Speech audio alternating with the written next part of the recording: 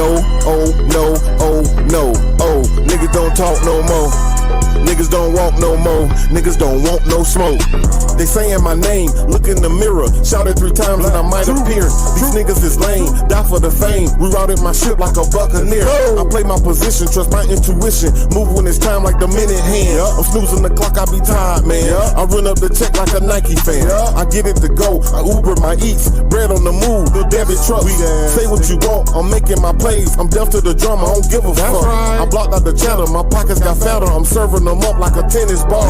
I'm close to the net, I can't hear it all. I'm killing them easily, fentanyl. I carry my cannon cause niggas be plotting. Watching and planning, they wildin' out. You thinking it's sweet, get tricked off the streets. Now pussy, they be only dialing out. The harder the head, the softer the air. Grandmama told you, go take a seat. I'm pitching my pennies, I wanted a binner. You rapping and broke, boy talking cheap. Speaking in riddles, your vocab is little. Passing out threats like a python. What you saying is cap, tag on your head. Shooting your code with a price gun. They claiming they grown, but ain't got their own. A clone with a phone, pocket down. In all of the movies, the villain gon' die. Him all alone, Joker smile. No, oh, no, oh, no, oh. Niggas don't talk no more. Niggas don't walk no more.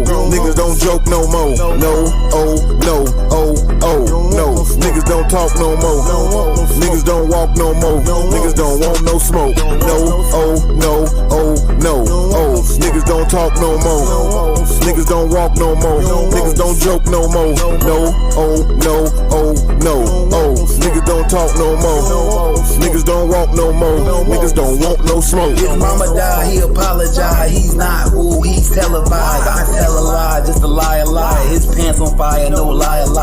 Fuck friends, fuck family. Fuck niggas, a lot of enemies. He go back and forth with the best of them. Straight drop, he tested them. All my niggas, they gang bang. If you don't see me with him, we insane gang. Number 1 rule, no hating, man. Niggas mad about donations, man. No. JJ ain't pull up yet. Nike on my feet, he ain't got no check. Pussy ass niggas still living no smoke. Don't want no more. Certified shooter, grip the Mac like a pro. Posted up, pocket full of dimes at the store. Mr. Double Up, got nothing for the low. Close out, sell, everything gotta go. Yes sir, everything gotta go. I used to be cool with a nigga from the south, but he always run his mouth packing just like a hoe. Now what, bitch? Put it all on the floor. Better watch your mouth, cause you know you a hoe. Dressing all black, 3 killers at the door. Make a ghost at the mob, bitch. I really want to smoke. Now what, nigga? You a pussy, you a joke. Setting 4 shots like a nigga rip a coat. Dressing all black, 3 killers at the door. Make a ghost at the mob, bitch. I really want to smoke. No, oh, no, oh, no, oh. Niggas don't talk no more. Niggas don't walk no more. Niggas don't joke no more. No, oh, no, oh, oh, no. Niggas don't talk no more. Niggas don't walk no more. Niggas don't want no smoke. No, oh, no, oh, no, oh. Niggas don't talk no more. Niggas don't walk no more. Niggas don't joke no more. No, oh, no, oh, no, oh. Niggas don't talk no more. Niggas don't walk no more. Niggas don't want no smoke.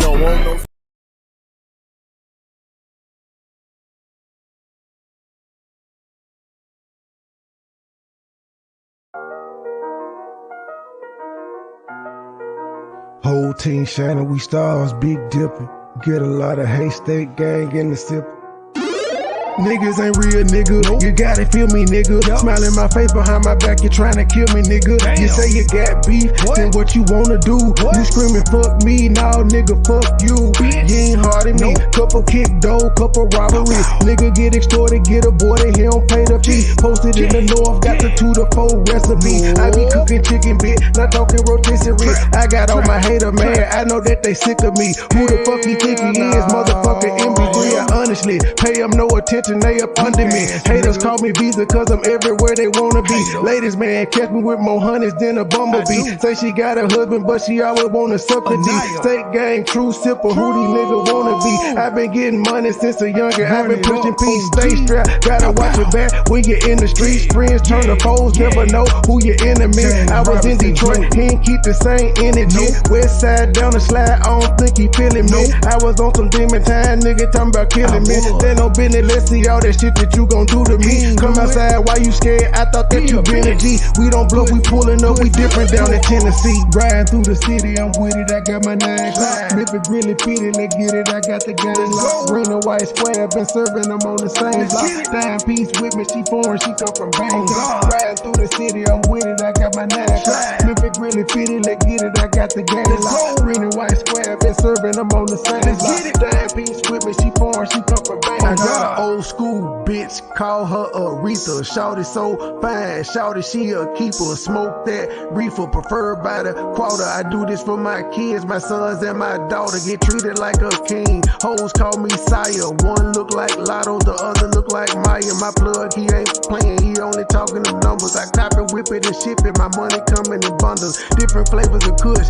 orange, grape, and apple. If a nigga try me, it's gonna be a disaster. Dope money and bitches, pimp robbers and snitches. It's all in my hood. My homies say that I'm gifted, I really can't complain. Shit starting to change, a product of my environment. Tell me who can I blame? Neck like a glacier, bought my shawty a bracelet. Money go get her, that's why these niggas be hating. Riding through the city, I'm with it, I got my 9 o'clock. If it really fit it, let's get it, I got the game locked. Green and white squares, been serving them on the same block. Dime piece with me, she foreign, she come from Bangkok. Riding through the city, I'm with it, I got my 9 o'clock. If it really fit it, let's get it, I got the game locked. Green and white squares, been serving them on the same block. Dime piece with me, she foreign, she come from Bangkok. Riding through the city, I'm with it, I got my 9 o'clock. If it really fit it, let's get it, I got the game locked. Green and white squares, been serving them on the same block. Dime piece with me, she foreign, she come from Bangkok. Riding through the city, I'm with it, I got my 9 o'clock. If it really fit it, let's get it, I got the game locked. Green and white squares, been serving them on the same block.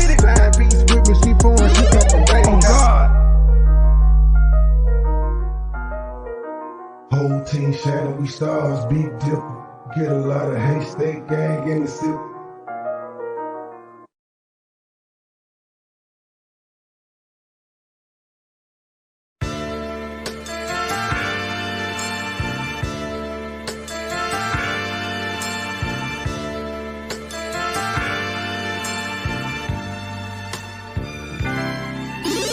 Never been a hoe, I stay on go, so what the business? Nigga talking reckless, shoot his bitch ass with the quickness. Now he bleeding, sorry, begging, asking for forgiveness. Bow, bow, bow, bow, bow, Limp Biscuit. All my niggas wildin', they done labeled us a misfit. Wake up every morning, 2 or 3, 5 in the thick bit. Oh shit, get nobody come to see you old, it's a focus. Shoot 100 shots, no reloading. Master of the game, you would think I'm into coding. Memphis niggas spit this pippin', mackin' like I'm golden. Ho, where my money, you gon' turn me to the old me. Stay high, first class flight, I'm in the nosebleed. Cop it, cook it, whip it, ship it till you count the proceeds. OG, I've been moving fast niggas since 03. Low key, niggas hating, but they don't want no beef. Stay gang, true sippers, bitch, I bet we gon' eat. Get jammed, get a lawyer, make it bun and don't speak. Pour a 4, I need some more. A nigga had a long week. Shout out to my plug, he showed me love, he out in Long Beach. I'm too geek, walking by myself but left with 2 freaks. Ooh wee, nothing in they mouth and on they booty. Austin Power swag, yeah, baby, this is groovy. You can call me Money Boy or you can call me Nudie. Hood niggas, churches, chicken, let me get a 2-piece. Top down, 2-seater, let me feel the 2 breeze. Gotta hold it steady, chopper, kick it back like Bruce Lee. Lately I've been in the zone, I guess I'm in my 2-3. Don't call my phone for nothing less than a QP. Feeling like the Migos, cause my bitch is bad and bougie. All my haters love me, all these bitches is some groupies. Came a long way, I like to introduce the new me. Standing on business like I'm king or like I'm Drewski. Call me Ron Island, cause I like my love for choosy. When we link it's a movie, she busted like a Uzi. I love the way she do me, I beat it up like Uzi. She dancing just like Suki. Call me Ron Island, cause I look my love for choosy. When we link it's a movie, she busted like a Uzi. I love the way she do me, I beat it up like Uzi. She dancing just like Suki. Never been a hoe, I stay on go, so what the business? Nigga talking reckless, shoot his bitch ass with the quickness. Now he pleading sorry, begging, asking for forgiveness. Bow, bow, bow, bow, bow, Limp Bizkit. Never been a hoe, I stay on go, so what the business? Nigga talking reckless, shoot his bitch ass with the quickness. Now he pleading sorry, begging, asking for forgiveness. Bow, bow, bow, bow, bow, Limp Bizkit. Never been a hoe, I stay on go, so what the business? Nigga talking reckless, shoot his bitch ass with the quickness. Now he pleading sorry, begging, asking for forgiveness. Bow, bow, bow, bow, bow, Limp Bizkit.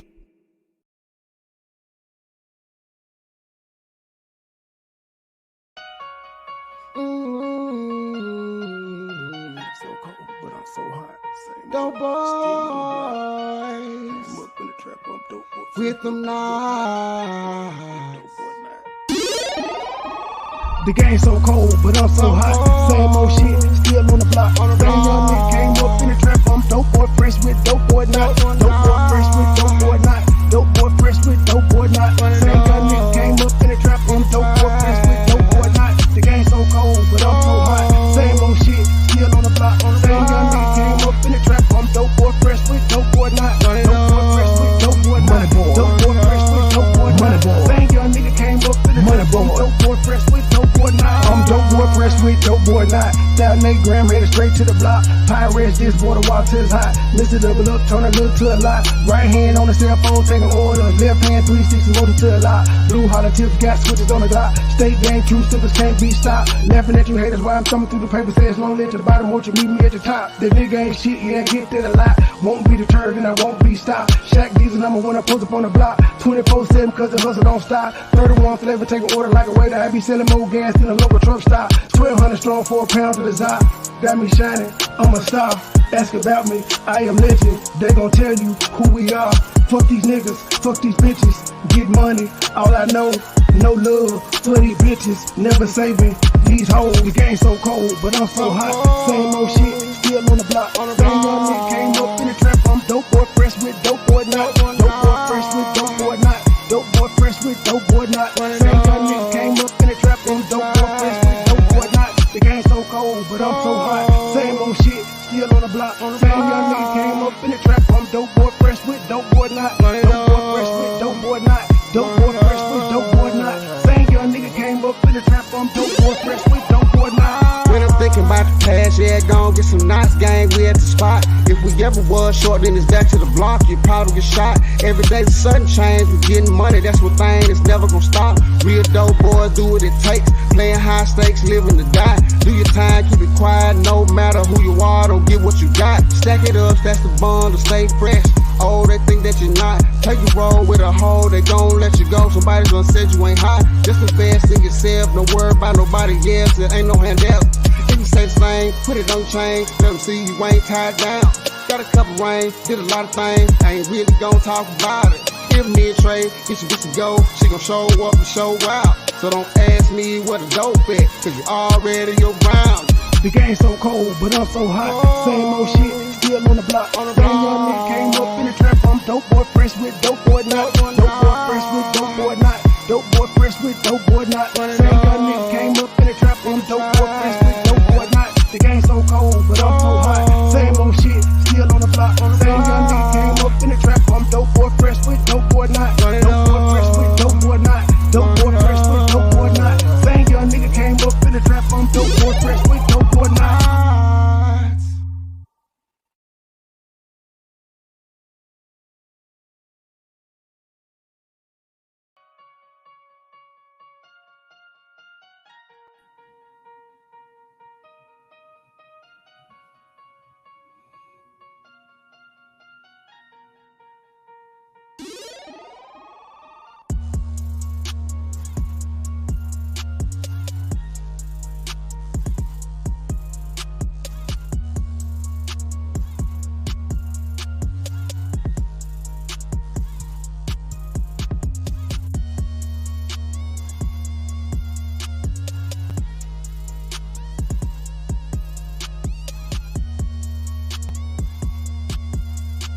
Man, I was doing all that talking again and nobody was there.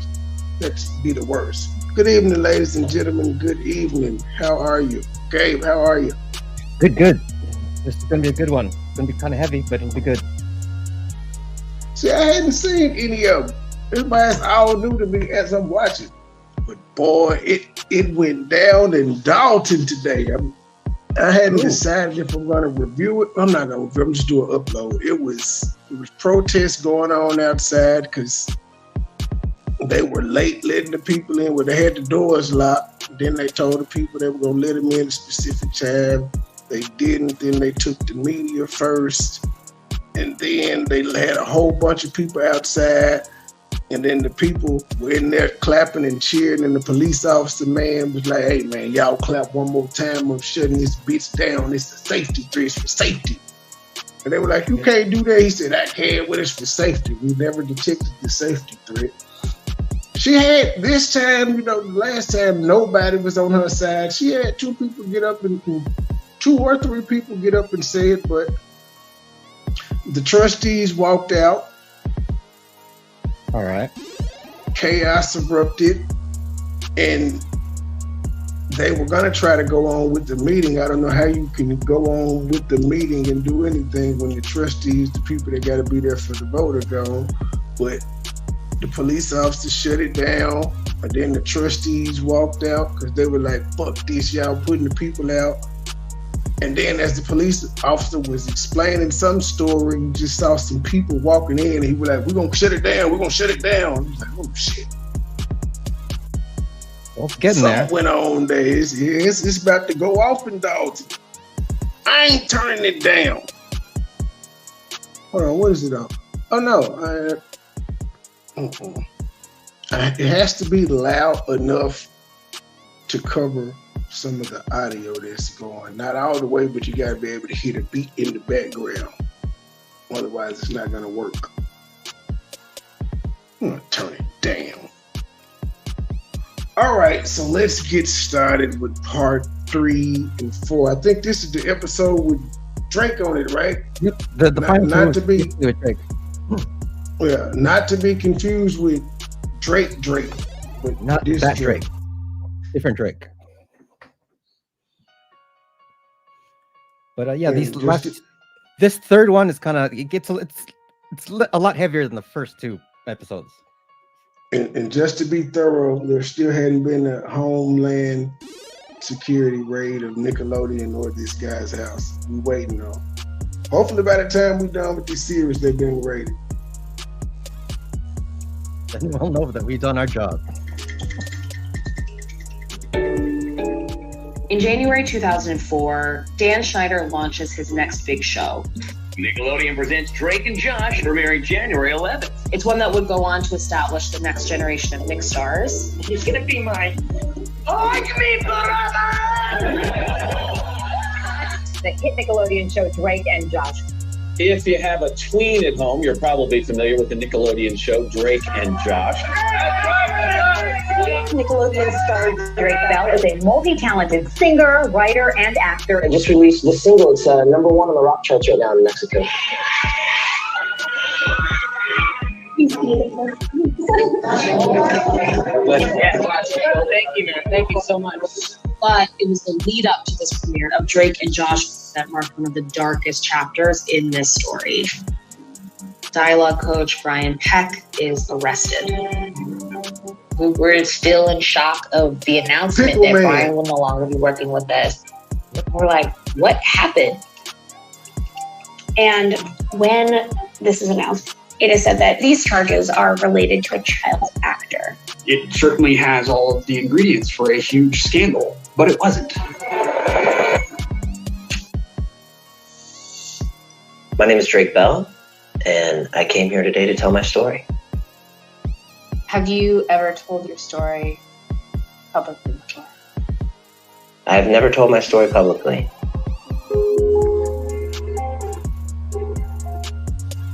No.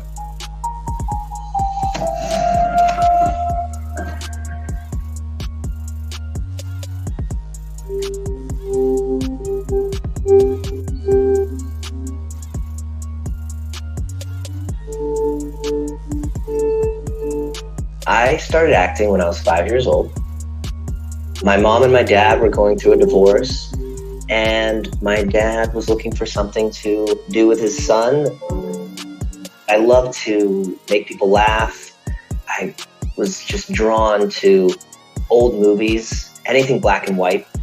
I love Lucy and Abbott Costello. You know what? He's got that black and white look about himself, that nostalgic look as he sits there in his custom fit green blazer with his hair. He looked like he came up in the Elvis era. Yeah. I mean, I don't know. He just kind of has that, that's like an old soul kind of feel to him. And the Marx Brothers. I saw a magazine called the Parenting Magazine. I started shuffling through it. I saw an advertisement for the Kids Hollywood Connection. And I thought, whoa, that's something that Drake could do. Robin, my ex-wife, she said, oh, that's great. And I started taking him to auditions. And got a manager and an agent, and then we were off.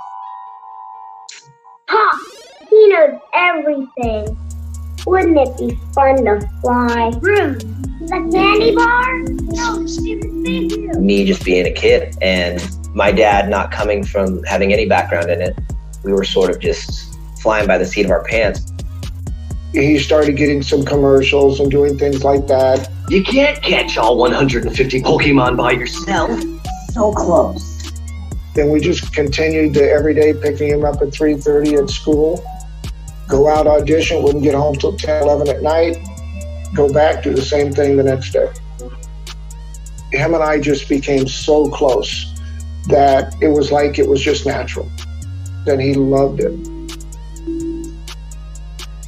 What to do, Marvin? As I grew older, I did more guest spots on TV shows in the late 90s. He booked Home Improvement, and Drake came on as a little construction guy. Thank you for my swing set, Mr. Poolman. He also did an episode of Seinfeld where George Costanza is wanting this video machine, and Drake's in there playing it. That's a lot. Episode.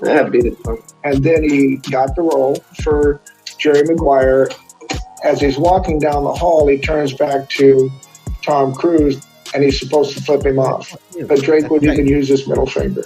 He used the ring finger. Very beginning of Jerry Maguire, where like there's this hockey dude that's like concussed badly, and his son's like, "Fuck you, Jerry," or some shit. It's the very beginning of the film. I didn't realize that was him.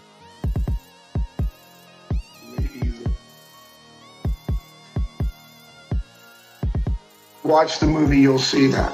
But you got to look real close. Well, the goal eventually, became to get on a TV show and be a series regular somehow, some way. I don't believe this. Look at this, Jill.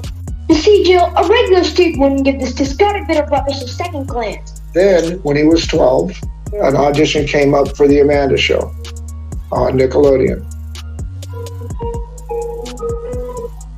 So we're walking down the hallway at Paramount, and Drake had just done an audition. Dan Schneider comes out and says, "Hey, come here, Drake."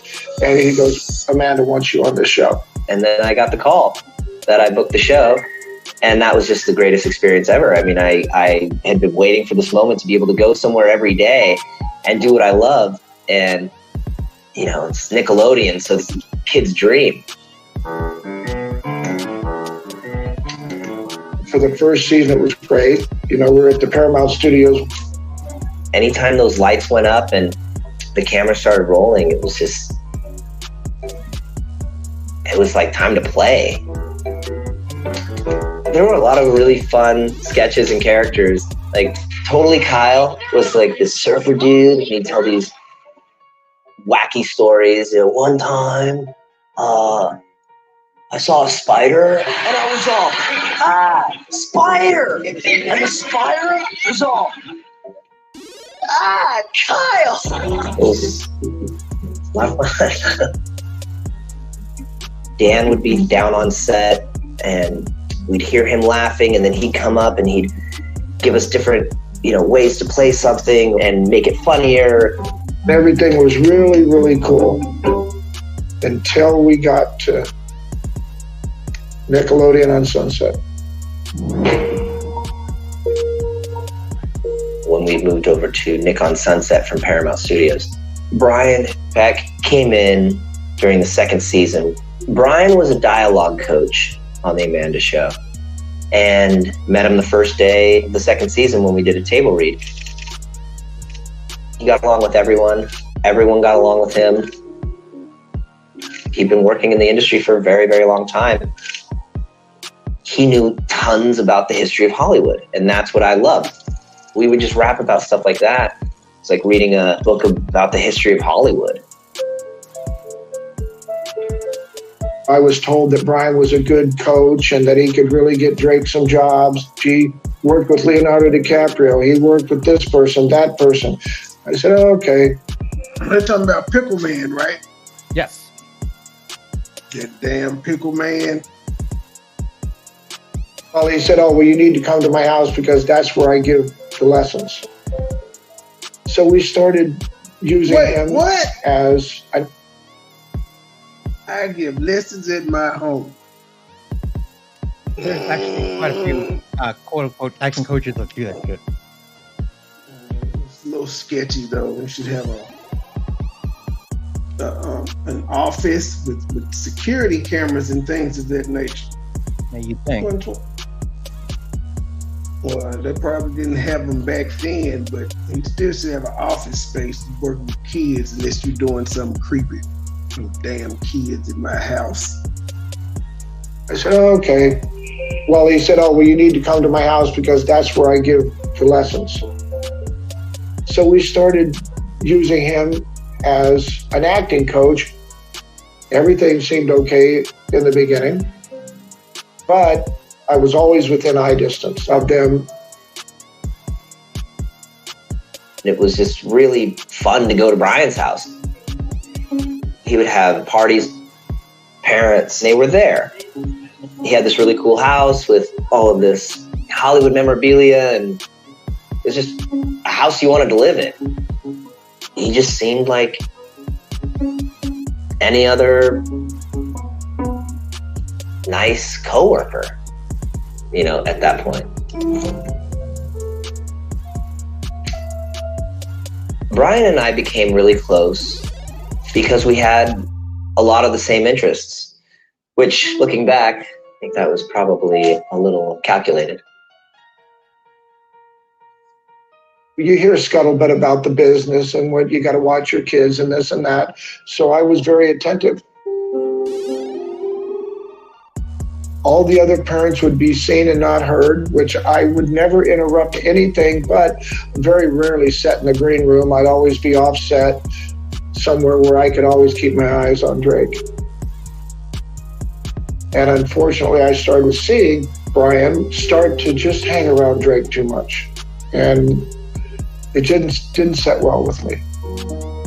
Good job, Dad. Good Drake job. would be in the dressing room or something, and in would pop Brian. I think. No, he did. Just touch Drake. You know, do things that, wait a second, what are you doing? Drake can put that on himself. And the thing is, this is in front of people. Then he'd maybe walk over to Drake and be feeding him some lines or whatever and put his arm around his waist, put his hand up on his shoulder and kind of run it down his arm and things like that. And this would happen routinely. Was just always uncomfortable. Leo, as you know, is the latest, hottest, hunkiest teen idol there is. Yeah, muscles. I saw this video of Brian Peck on Growing Pains with Leonardo DiCaprio, grabbing his shoulder, running across him and going down his arm. That's the kind of behavior I saw him with my son. Same freaking behavior. Hey, Eddie, long time no see. So I went to production and said, you know, I really am very uncomfortable with this guy, Brian Peck, always being around my son. I go, I don't see anything abnormal, but it just doesn't, I don't have a good feeling. And she goes, oh, well, I don't know if you knew it or not, but he's gay. Maybe you're just homophobic and you just, you know. There's even more reason to keep away from him. He gay. He like boys. Exactly. The fuck? don't understand that he's a touchy-feely guy.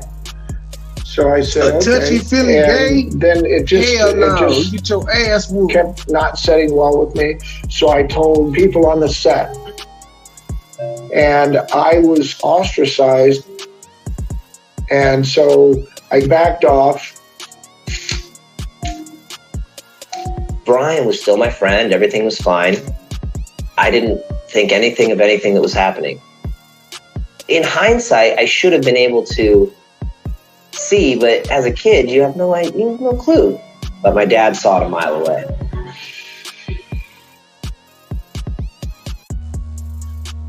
Picker man ain't got no face in her either. During the Amanda show, we were still working on the next idea for what would be the Drake and Josh show. We were working on a sketch for the Amanda show. Josh and I get into like a tussle over this grilled shrimp that had landed from the sky. One of the writers of the Amanda show leaned over to Dan and said, "Hey, Nickelodeon's looking for some sort of new buddy comedy." And he points to the monitor. He goes, "There's your buddies right there."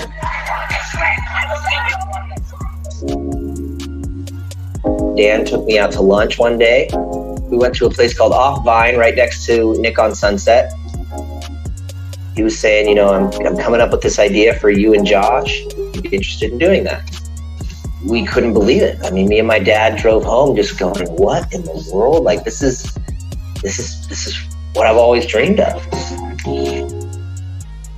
We're excited. But that's right when Brian had got his hooks in. He's the one that started telling Drake that I shouldn't be his manager. And I confronted Brian about that. And he goes, well, parents shouldn't be their child's managers. And I just blew it off because I didn't think that was ever going to happen. So Brian started integrating himself into my life pretty heavily. He would come to my concerts. And that's when it started to get a little bit creepy, a little bit more extracurricular than normal. Like Dan might have come to a concert if it was really close to him, but Brian would drive to San Diego to see a concert I was playing. That's groupie shit. He was a groupie. At that time, totally normal to me. Then there was a time that I set up a concert at Strawberry Festival for Drake and his band, and who pops up? Brian Peck. Who pops up? Brian's friends, and they're following Drake all through the Strawberry Festival. And I'm just going, what is this? It was my first band that I'd ever played with. I was brand new. It was just exciting to be playing live. And it was just like, my friends are coming to my shows. Like, cool. And then there was a birthday party for Drake. And Brian wanted to have it at his house. And I said, whoa, Brian, I don't want Drake having his birthday party at your house. What the fuck? It was my 15th birthday. What the fuck? Brian suggested, oh, hey, you can perform, and everybody. It would have been one of them, it's him or Drake situations. It's getting there. Come. I lived in Orange County, which was an hour away, and everyone I wanted to come to my birthday was who I worked with on the show. And so it made it easy. It just didn't seem like something that was that out of the ordinary. Then after I got his presents out of the car, I looked in the bag and I saw these birthday cards from Brian's friends that were at the party, and they were really inappropriate. They just had adult things in them, adult descriptions, and I thought, whoa, this is... And then I said, Drake, what is this? He goes, I don't know, I didn't even know I had those. And so we just left it at that. The situation with Brian had all been building up. And so my dad started making it very difficult for Brian to be around me. I think Brian got a sense that my dad was on the watch. And so he started to really drive a wedge between my dad and me. He started talking about how my dad's stealing my money. Nobody likes that my dad's on set. He's a real problem. So he just started making me believe that he was horrible for my career. I wasn't going to be able to move forward with him in it.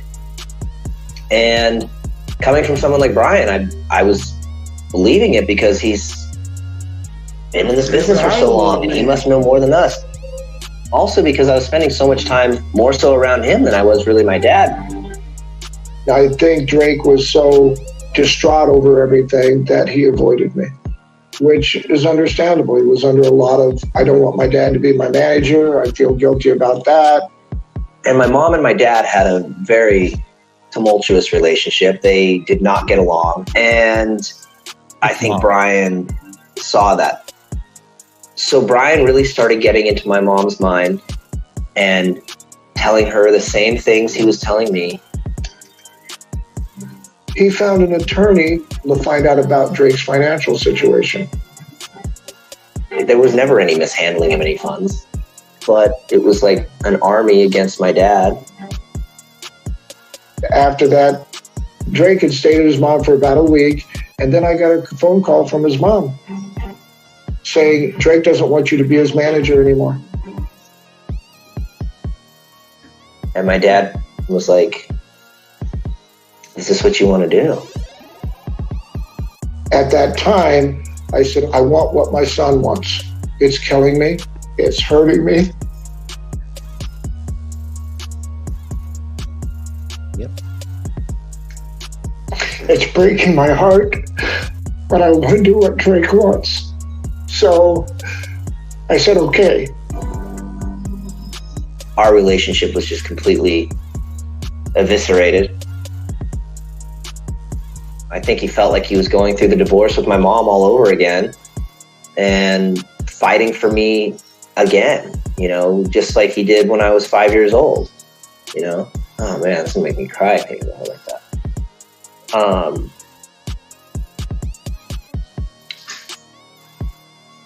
I broke down and cried.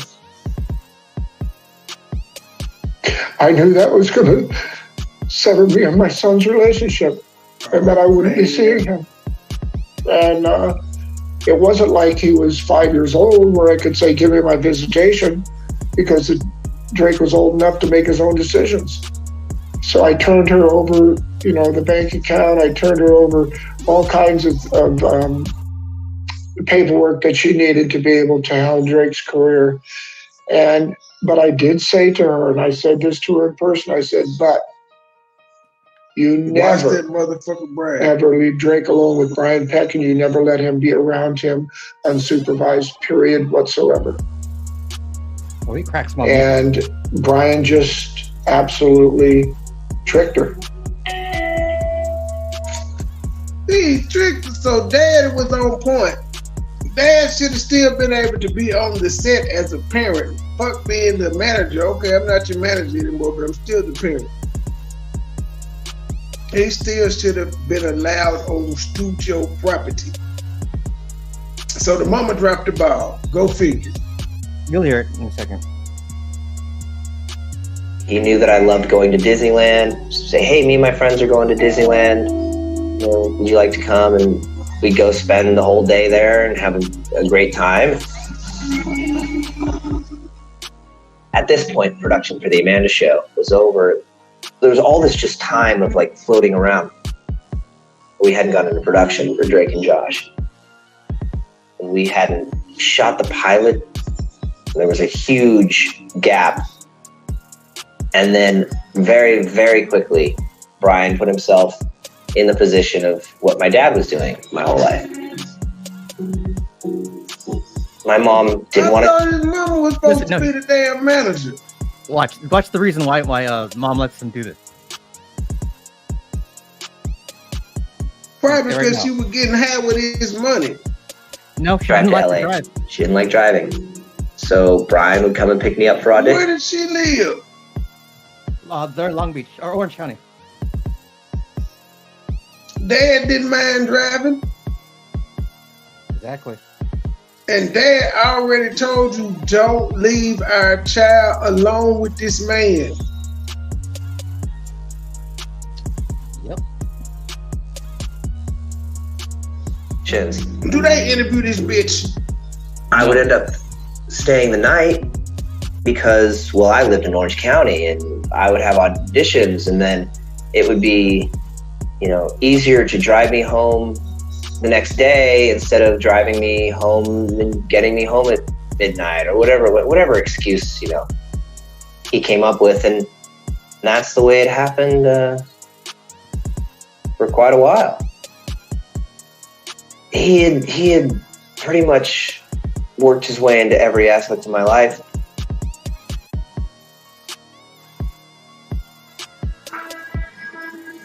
Everything changed with Brian one morning. It's just everything.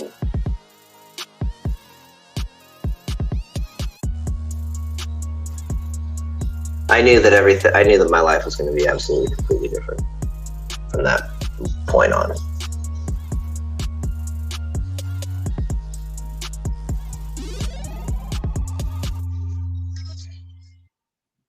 It ain't been a commercial yet.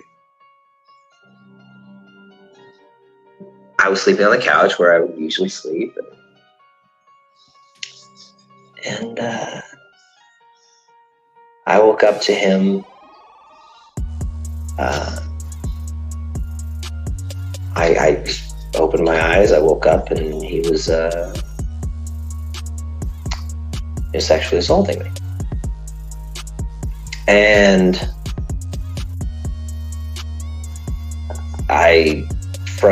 Mama, you ain't shit. Cause your ass didn't want to drive, but you had no problem spending the goddamn money. Was in complete shock and had no idea what to do or how to react. And how old is he at the time? What do, man? Oh, 14. Oh, he should have stabbed that motherfucker.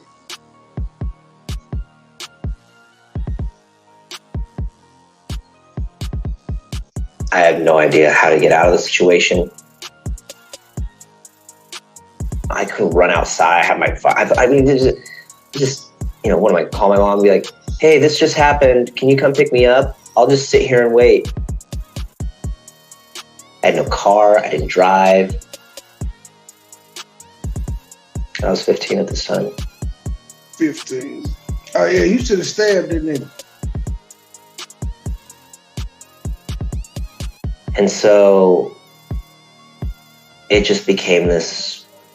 So he's the child star that they were talking about. This secret that I had held on to. Child star. And it became. He told.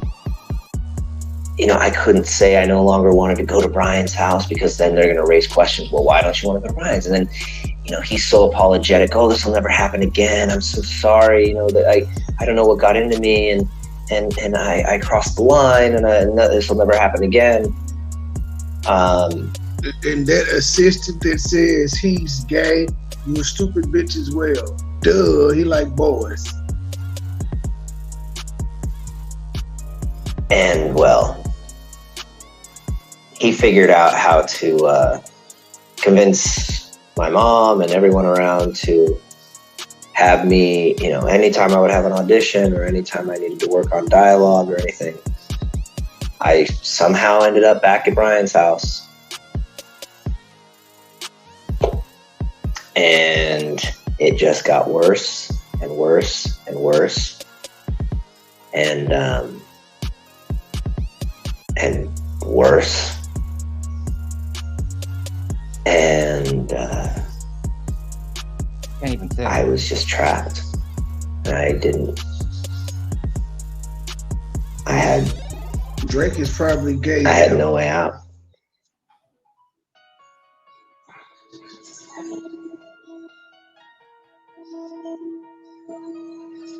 The abuse was extensive. And it got pretty brutal.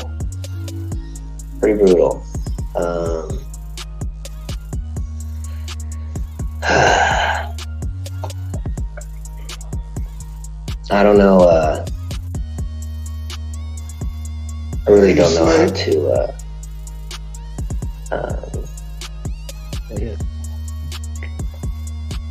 elaborate on that on camera, really. Whatever you feel comfortable in saying. Why don't you do this? Yeah.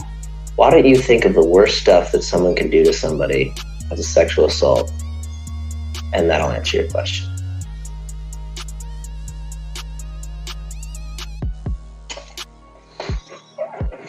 I don't know how else to put it. You sodomized.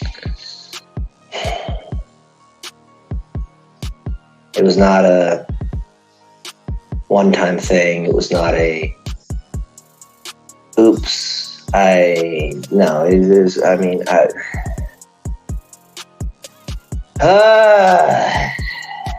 He hadn't been to therapy yet.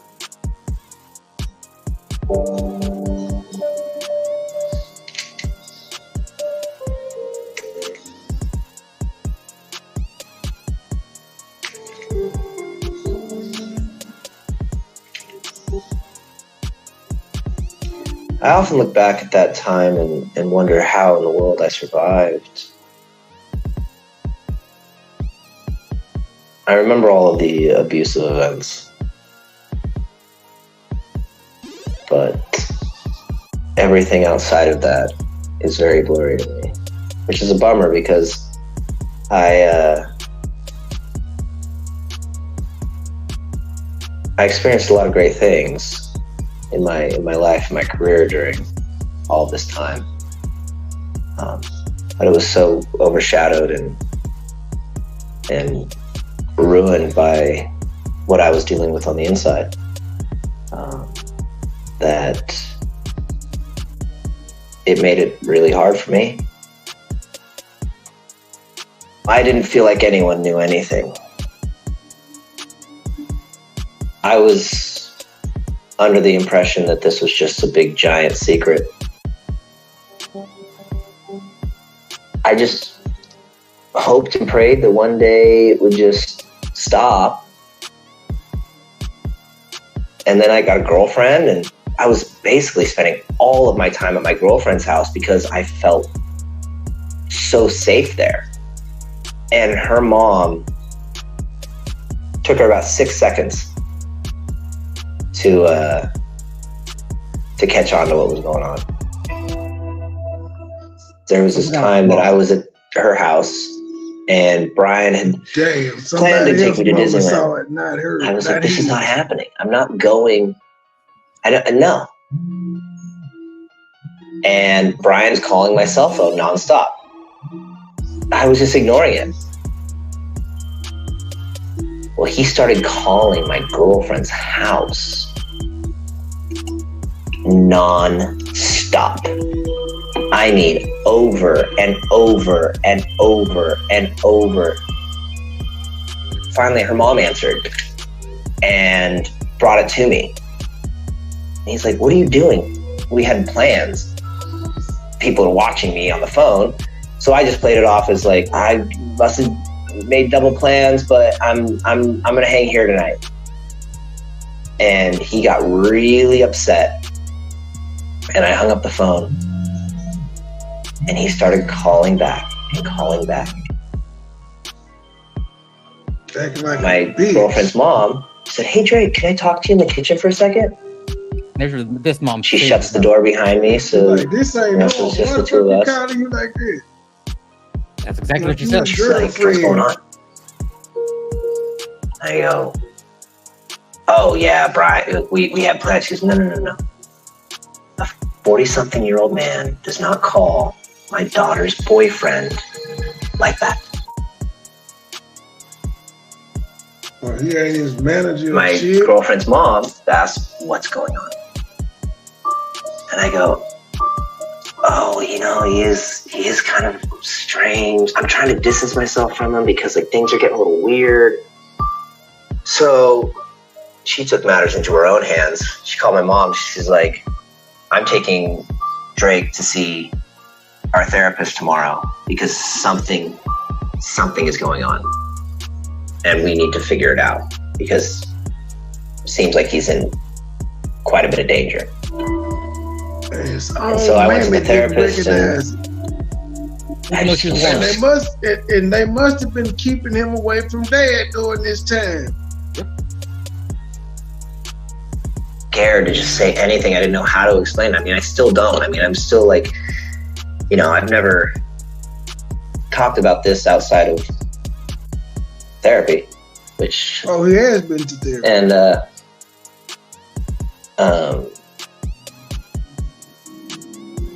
and I just said, nah, you know, everything's normal. It's just, you know, things are getting a little weird, but nothing's happened. But I think, you know, good thing we caught it when we did, you know. And then I realized it was just so calculated that, you know, it's just like, I was like, wow, you moved all the pieces into place. The whole thing was mental manipulation. He was so integrated in all of these different productions and knew these directors and these producers that if I were to say anything or do anything, that he had the ability to basically go, well, you're never going to work with this person, you're never going to work with that person. So it was me believing that I would never be able to do this ever again. And I would have to go figure out how to wax surfboards or, you know, I didn't want to risk that. You know, I was doing what I love to do, and so I just kept it inside.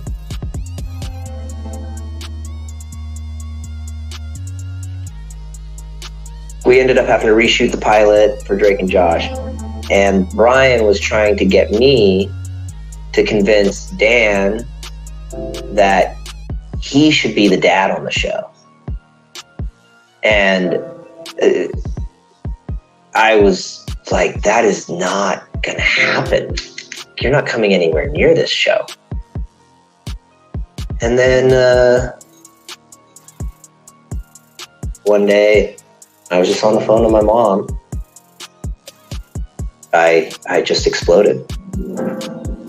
I have no idea what provoked it. I have no idea what happened, but I just screamed into the phone everything that had been happening to me. My mom immediately called the police, and within I don't know how much time, I was sitting in the dining room of my mom's house with a few detectives and my mom being asked what happened.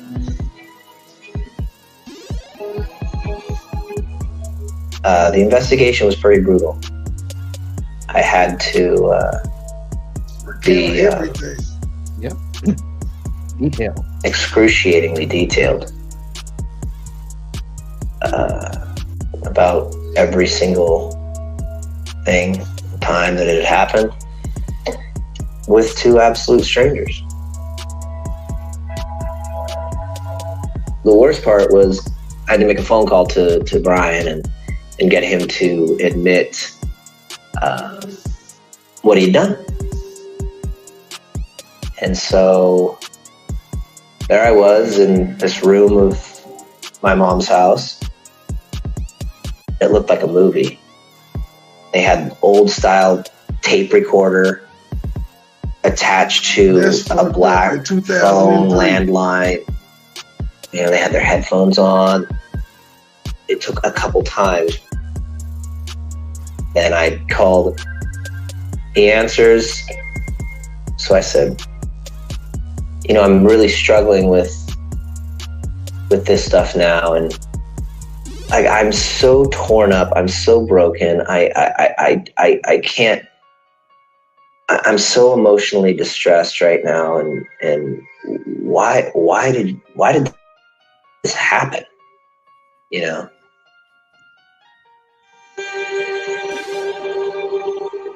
He just started a form confession. And then he kept asking me over and over again. He's like, are we being recorded? It was just all these mixed emotions of thank God, finally. this gets handled, and finally something happens to this person.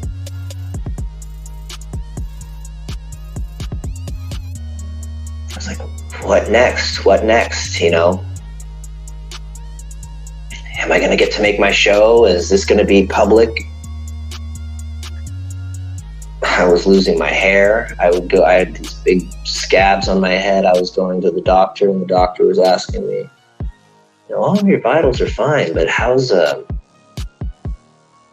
stress level these days? I'm like, it's very high. When then Brian got arrested for doing really, really horrendous things to me.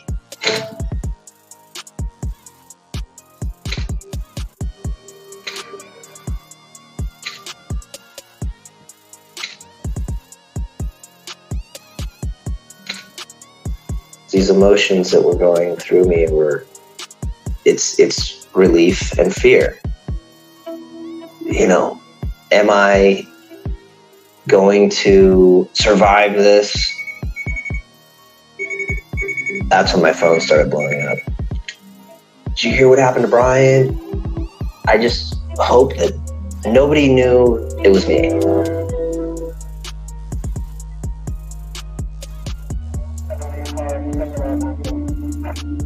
After Brian was arrested, Dan called and asked me, does this have anything to do with you? I was close enough with Dan that I was like, yeah, man, like this is what he's been doing. And Dan just goes, you don't need to talk anymore about it. That's all I needed to hear. Are you okay? You know, do you need anything from me? Is there anything that you need? Brian was spending so much time around me that it was pretty obvious.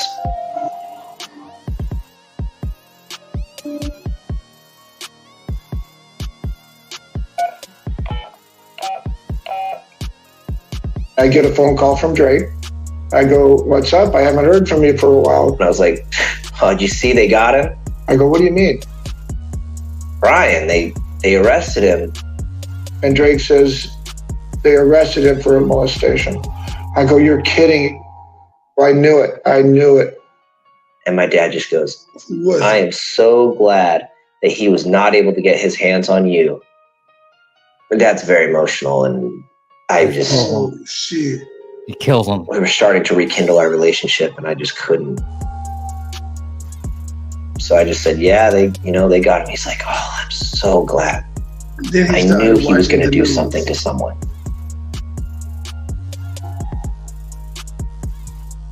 How did it make you feel when you finally found out?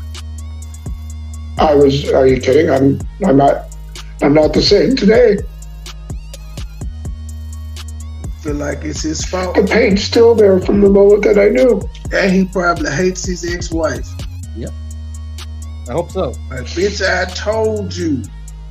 I gave you one test. Just don't leave him alone with Brian. It's just that I ain't say nobody else. I don't wish this on any parent or child whatsoever. It's just devastating.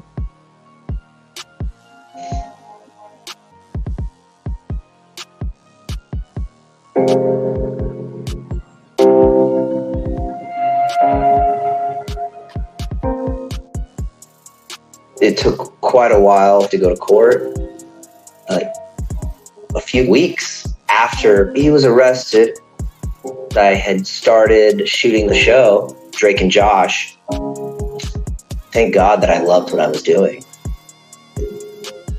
When I was on set, doing a scene with Josh, I was able to lose myself and just have fun. Hey, Josh, you want to go play any basketball? Sometimes you'd find yourself on a red carpet or an event or something like that. We're stepbrothers on the show, and he's kind of the nerdy, wacky kid, and I'm kind of the think I'm a cool guy, but I'm not really that smooth. It's just exciting. But that juxtaposed with one of the most, probably the most traumatic experiences in my life.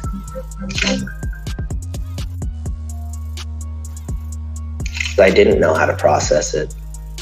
And I think that led to a lot of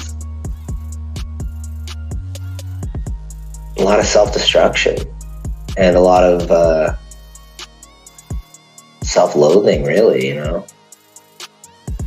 So I would try and just escape with alcohol abuse, substance abuse, really just anything to escape, really.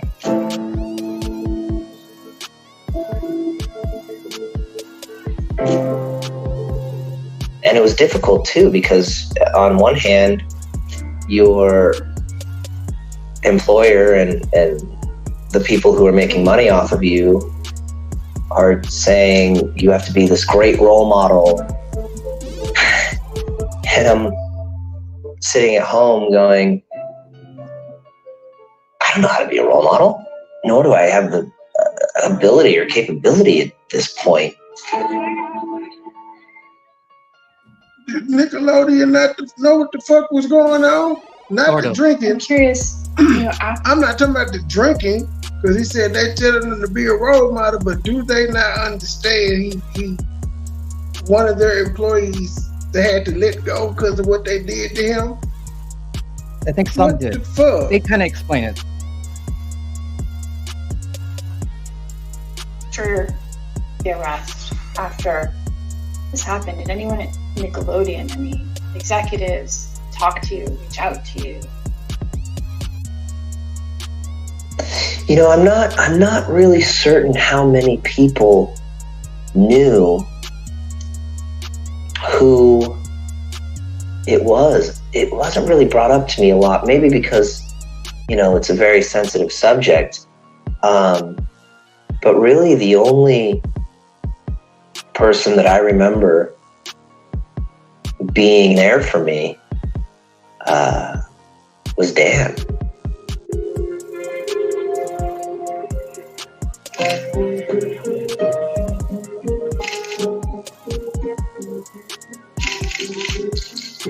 I was trying to see what the fuck he There was no therapy. You know Left what? to my own devices, I don't which think at so. that age probably isn't the best. I think Dan, you know, said what? I kind of changed my mind on Dan. I don't think he's I think he was just Dan weird as just shit. like girls. He likes girls. Yeah, he was just weird as shit, and he was more abusive than like. But he was riding that line of weirdness. He likes girls, not boys. Brian was gay. Yeah, but yeah, go ahead.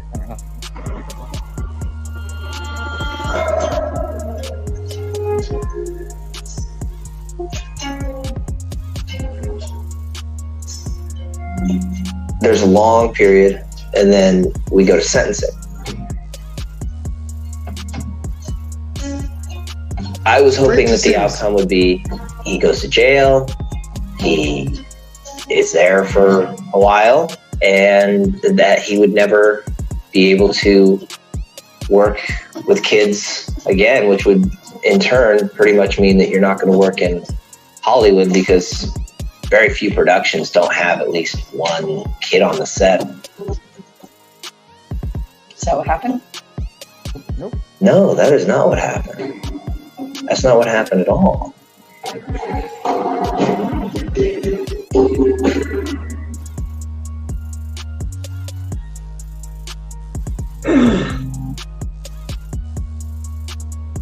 Oh goodness, not the written statement by them again. It wasn't no commercial. Somebody got premium. Oh shit. Well, I said that was not necessary. But since we got it, there's no commercials. Anyone who dares insult my Talk too country fucking shall soon. be- There's a commercial. Damn it. You blew it. They let me go a whole episode without one, though. I'm not even mad. They got me, though. They like, oh, we got to throw advertisement in. Then that's probably going to give me 3 of them. my fury. Well, yeah, so there's that. I talked too soon. I ain't know what the fuck I was talking about. Who's in the Final Four, Gabe? North Carolina. Yeah, I think that's my pick. That's the only one I know. Same here. Who else is in? I'll look it up right now. But this is a good. I like this. This is actually the first time since Coach Valvano that they've been this far, I believe. Let's see. Final Four.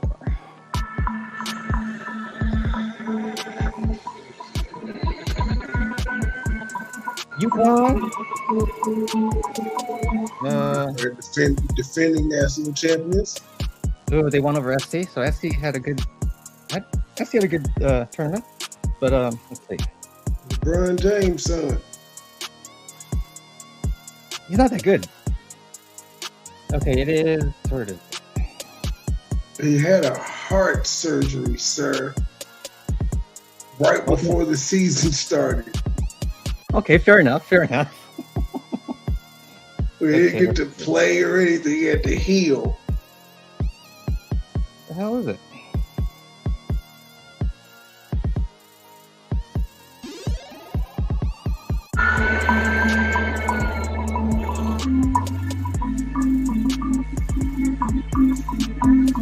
Okay. In October 2004, Brian Peck is sentenced in Van Nuys, California for child sex abuse. Drake was a minor at the time of the abuse and therefore was known as John Doe. The majority of the court record was sealed. It was a minor thing, yeah. His identity has remained Back private then, until now. It was a different time, so I think it was a little easier to go to and from a courthouse and not worry about Twitter that night or TMZ paparazzis being there. On the day of sentencing for Brian, I get to the courthouse. Okay, here it is. It was NC the most State unbelievable versus thing. Purdue, and then Alabama versus UConn. Oh, Bama got a nice squad. Okay. Bama made it, yeah. There's some oddball teams except for UConn. UConn defending national champ. They'll be back. Well, Purdue's the other one seed. Never seen. And NC State is not even supposed to be there, so good for them.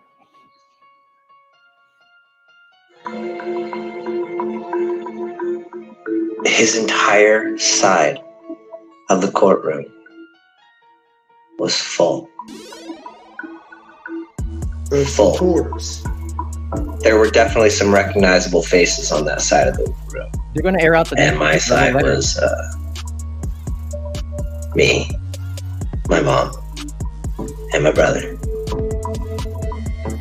Brian had been convicted, but getting all of this support from a lot of people in the industry, and yeah, I was pretty shocked.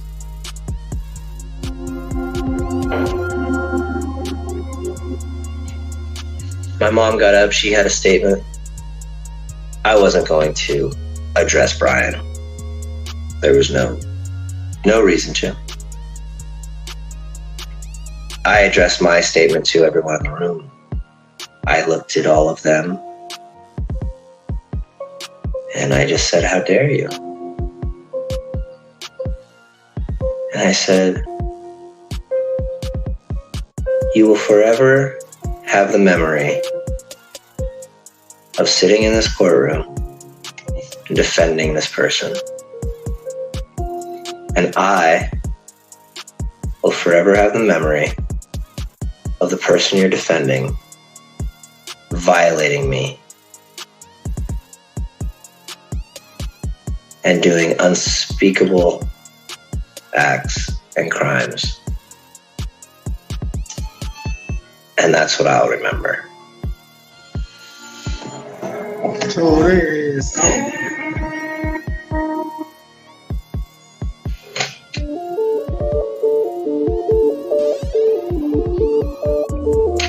In the end, Brian pleads no contest to two charges of child sexual abuse.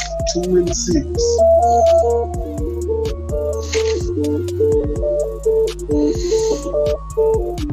And the judge sentences him to 16 months in jail and ordered him to register as a sex offender. But we wanted to understand who in Hollywood was supporting Brian through this. So we petitioned the court to unseal the letters of support in this case.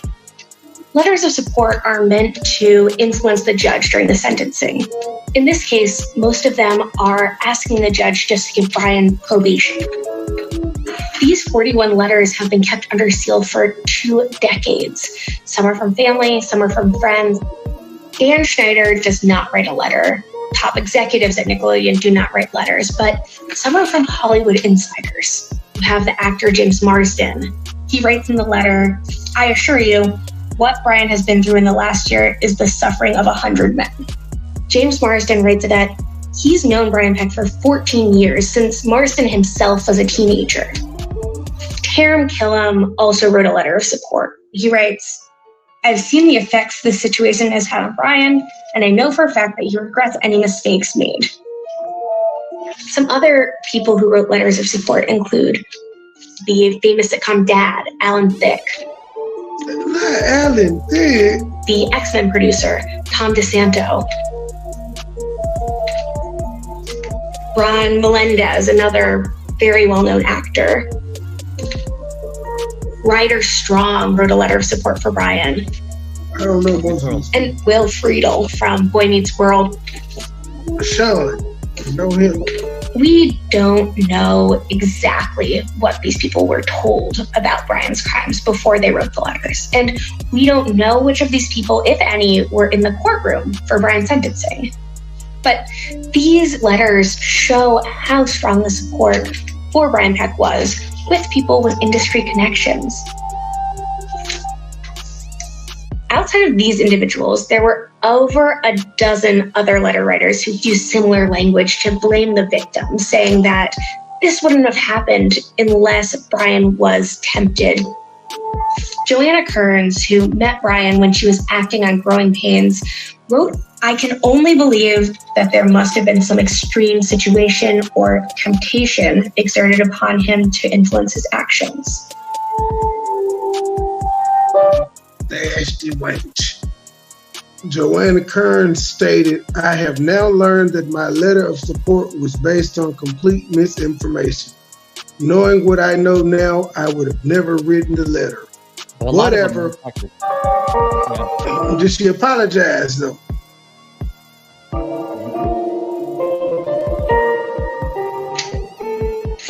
Kimmy Robertson is an actress who wrote, "I believe with all my heart that Brian was pressured and pushed beyond belief before he caved."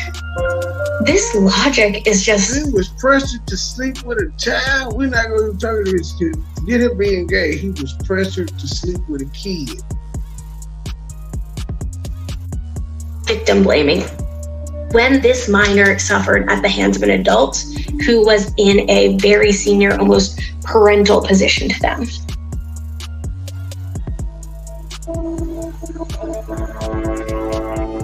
There are people who worked with Brian and Drake on The Amanda Show, like the director, Rich Carell, and the stage manager, Beth Carell. Rich says that it would be my pleasure to work with him again. In fact, Brian Peck does end up working with the Carells again on the Disney Channel show, Sweet Life of Zack and Cody. It shows that there are not enough protections in place to keep even convicted sexual predators off of kids' TV shows. Well, they didn't do a background check at all. He knew somebody. Oh, wait. Yep. The Carells stated that they had no input or involvement in the casting of Brian Peck on the Disney show. They said when they asked him about the case, Mr. Peck simply replied that the problem had been resolved. So he served his time. But he still was on the child registry. He was registered as a pedophile. Still got Carells. In 2005, Damn, there was Disney. another case. Damn, Disney, you making the mad conspiracy theories look like they got teeth. Channel, a worker at the Nickelodeon lot in Burbank. He brought a child to the lot, a boy, and was convicted of abusing that child on the lot. He actually had prior convictions as a sex offender, and Nickelodeon didn't catch it. Jason Michael Handy, Brian Peck, and then Gazelle Channel. These are 3 predators who worked at Nickelodeon, all in a short amount of time. Around this time, Nickelodeon did expand its policy around background checks to include freelancers. When you look at having multiple child predators who worked at Nickelodeon, it raises some confusing questions on who to hold accountable. I don't think that you can blame Schneider for hiring Brian Peck, because he was not a registered sex offender when he hired him. Drake very explicitly does not blame Dan for any of this. But it's clear that the system needs to look at if it is doing enough to protect children. Oh, it's not so bad. No, it's all right. After these arrests, Nickelodeon only grows. This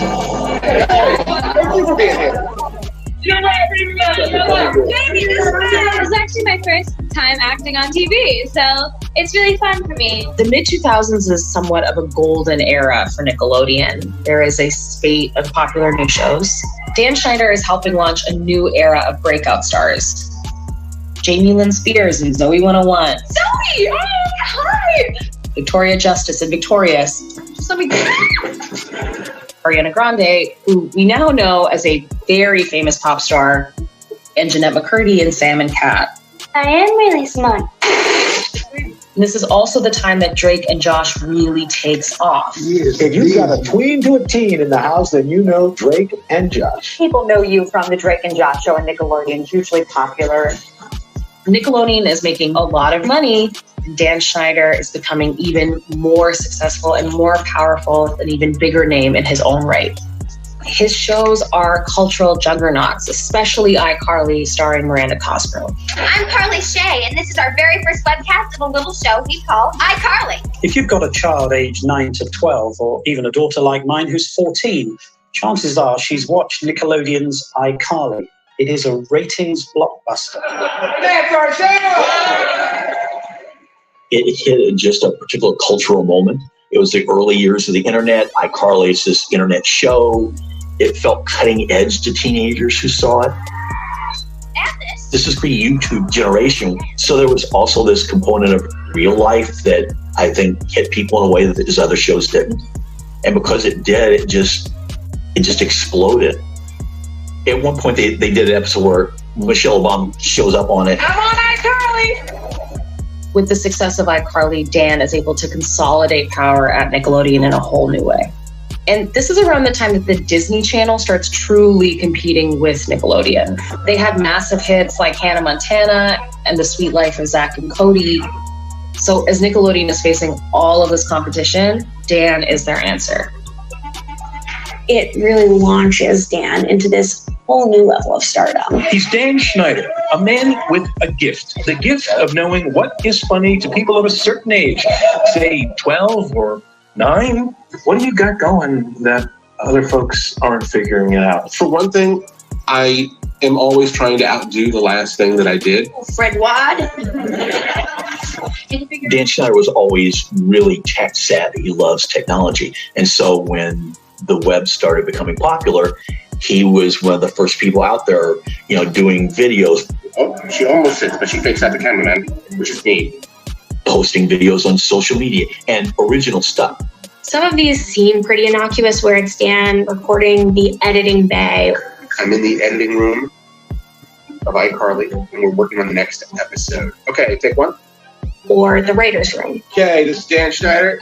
I'm here with some of the iCarly writers. Hello, iCarly writers. But in these videos, you can really see the power play between him and his cast. It's a lot of him getting into people's physical space, and you can see palpable discomfort on people's faces. I just scared Jeanette. There's one video in particular where Dan creeps behind Jeanette. It scares her. But she can't say, I didn't like that, or she can't not have a sense of humor about it, and she can't not play with it because she has to. You have to be nice because that's the only way that you're going to get through.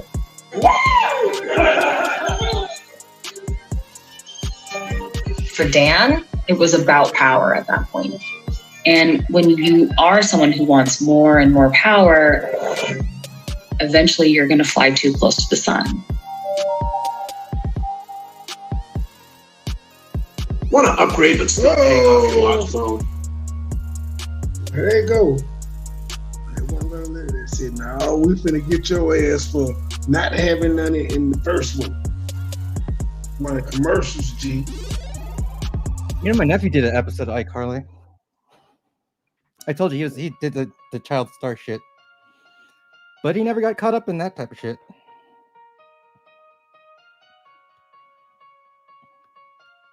Brian, when as soon as he got out, he got another job with Zach and Cody.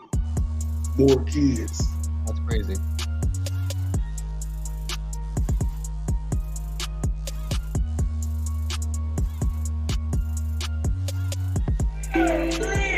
The kid audience is definitely my bread and butter. I mean, that's what I'm paid to do. I'm paid to get kids from all the way from 6 to 14 glued to TV sets. That's my goal. That's the sweet spot. By the late 2000s, Dan had more control than pretty much any showrunner at Nickelodeon. He had created his own little fiefdom. All right, we're getting ready to fly. But his style had a little bit of edge in it. It also really pushed the boundaries of sexualizing young girls.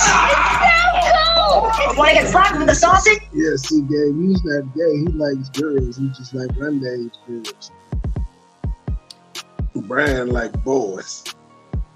But they both share the pedophile facial profile.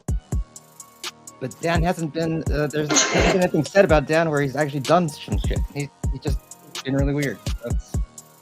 I mean, I think he's full of shit. Yeah, I think he's a creep. Homeland Security need to raid his house just to make sure ain't nothing suspicious going on. This is enough. This is enough probable cause. It's a fine line. I don't know. Sure. There are jokes about being slapped with a sausage. There's a joke about being on the wood. I want to be on the wood. What's the wood? I want to be on it. You have actors shaking weights in a way that seems very clearly sexual. And these actors, for the most part, are minors. Another of Dan's shows, Zoe 101, is this high school, boarding school, California experience. I was 12 years old when I started Zoe 101. Ooh, cute boy to left, green shirt, backpack. When I look back at it, my character was there for the boys. Nicole was the archetype of male gaze female, where she was girly, very short skirts and pink, like kid eye candy. How about this top? You like this top? It makes me look chesty. We don't need to be hyper conservative of bodies, but that didn't represent even me as a girl at that age. Definitely Dan liked cute, pretty, flirty. I worked in the wardrobe department on Zoe 101. I always thought that Dan had a little bit of an Arrested Development, and he was like that boy that wanted the cute girl to like him. I cannot believe I have 2 book reports due a month. You put these girls in bikinis and bathing suits, which is fine. I think teenage girls should feel free to wear whatever they'd like.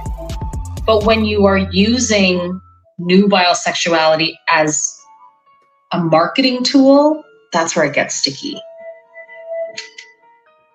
One of the most disturbing memories that I have would probably be the backpack episode with Jamie Lynn Spears. He's right in the tip. There are these goo pops, and my character can't get it open. not coming out. And it ends up squirting onto Jamie's face. So the prop person comes onto set with a syringe. We all like stood behind the camera to watch. It lands on her face.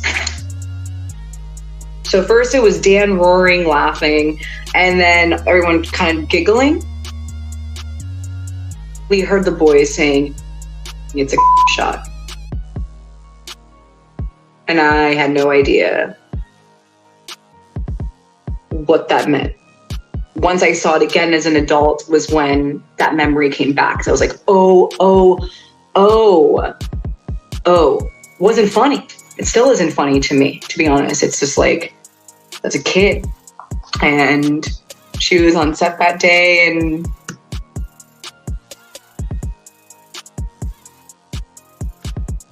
sorry, just as a mom, like, if my daughter was ever put in that, it's gross. Like, there's just, it's appalling behavior on all the adults' behalf that day. In my mind, a kid's show should be exactly what it is, a kid's show. And sometimes there were scenes where there was a prop that was like, what's he doing? That could be a sexual innuendo. Those are good ones. Dan went overboard and just zoomed in too often on the feet. Wow, they're really soft. Zoomed in too often on the tongue licking things or something that just went too far. Was anyone able to say anything, or is that like? Oh, no, it's Dan's baby. Dan was Nickelodeon's golden boy. And even if he and the network were at odds, he had the power to push back. It was very hard to say. Did anyone see that Dan did an interview with what black guy? It's a lot of black guys, Brandy. He's done a couple since this thing came out. Don't you do? Interesting. I haven't looked at it, no.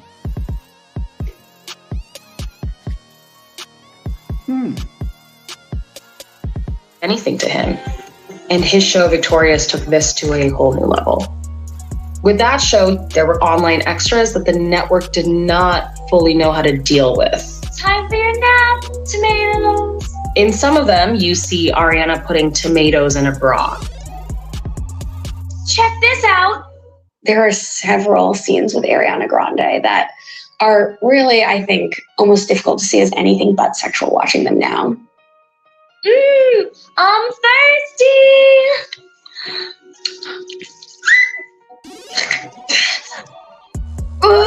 She's effectively massaging a potato. On, give up the juice. That's a little shaped, perhaps. We're adults, so we know what's going on. But this is a show for kids, so who is sexual innuendo for on a kids show? Help me find this thing. It's legal. There's nothing actionable about it. But there is a nebulousness around it, but it's morally murky. At the end of the day, I love it when the cast gets sassy with me because I get to write all the scripts with some very talented writers, but I can put them in any horrible predicament I choose. You can touch their hair, you can take picture with them, you can ask them personal questions, inappropriate ones, whatever you want to do. Dan, he behaved in a way that was pretty concerning and problematic, especially when it comes to women, and how he treated people as a boss on set. Something that was always really uncomfortable was walking onto set and seeing who Dan had talked into giving him a massage. It was almost always a female, and it was often one from the wardrobe department. It was humiliating. I remember one time sitting next to a colleague, and she got a text from him saying, "Come and massage me on the set." And she said, "My God, doesn't he know I'm doing 2 shows? I'm so busy." And I could see that she was distraught, but she went anyway. It definitely felt like a form of sexual harassment. There was always someone massaging him. That's like all I remember was some person on set massaging that guy. Dan was asking for this incredibly inappropriate thing for almost 2 decades. He was asking people at work to touch him. Everyone knew it, from New York to California. So who would we go to?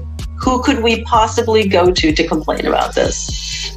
Nickelodeon could have been there to be a buffer more than they were. And I don't think the network was ever close to doing that. Why wouldn't anybody do anything? Why didn't they stop him? It felt like somebody needed to rein him in, and he wasn't reined in.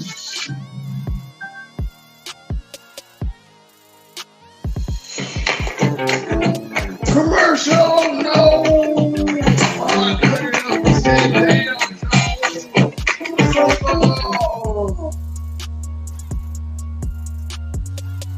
Damn news. But might not be anything worth noting. Amanda got to come out and tell us. That's the only way we'll know. Well, she's still kind of, you know, weird. She's not right.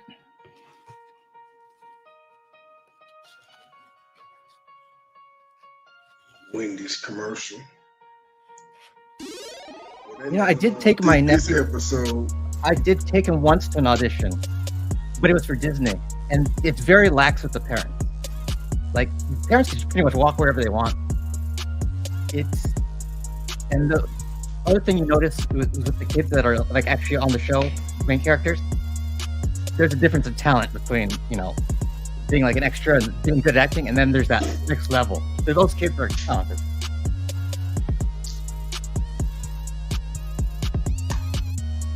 Oh, and catering's really good too. 2014, we have the Kids' Choice Awards. This is Nickelodeon's big night to celebrate their stars. As far as award shows or anything goes, Nickelodeon always does it the funnest. You know what I mean? Nickelodeon is known for being fun and messy and gross. It's also the awards where Dan is being celebrated. I'm happy to be here to honor Dan. He's created so many amazing shows. Dan Schneider wins his Lifetime Achievement Award. He is surrounded by so many different people from all the shows. They're talking about how great he is. Thank you, Dan. You're an inspiration. Speaking about how key he was to their careers. You not only changed all of our lives, you changed kids' TV. But there's one person that does not show up. And that is Jeanette McCurdy, who was the co-star on Sam and Cat. People were just thinking, oh, that's odd. She's one of the primary people on one of his shows. You know, she's been with this guy forever. Why is she not there?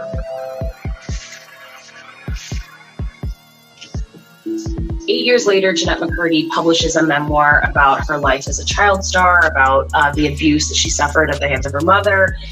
But the memoir also answers a lot of really complicated questions about working as a child actor and about Dan Schneider, who she began working with around age 13. You pull back the curtain on child stardom. It is not a pretty picture. I see it. No. In Jeanette's memoir, she writes about an unnamed television show creator, and a lot of people have speculated that that person is Dan Schneider.